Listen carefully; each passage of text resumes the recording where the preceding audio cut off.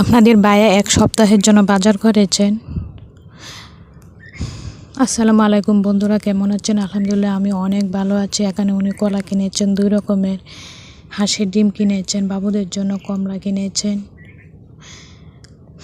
দেশি মুরগি এনেছেন 2টা বাবুদের জন্য, আদা এনেছেন, আলু এনেছেন, কাঁকরোল এনেছেন, লতা এনেছেন। বাবুদের জন্য 1 বক্স এনার্জি বিস্কিট এনেছেন। আমি বাবুকে মূলত এনার্জি বিস্কিটটাই খাওয়াই, ওরা এটাই পছন্দ করে তাই এটাই খাওয়াই।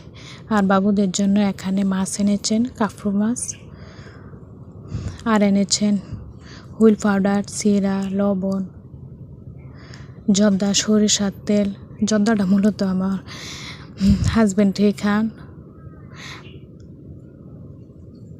উনি একটু পান সুপারি খান, এটা ওনার পছন্দ।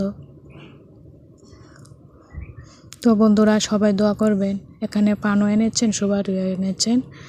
আল্লাহ হাফেজ।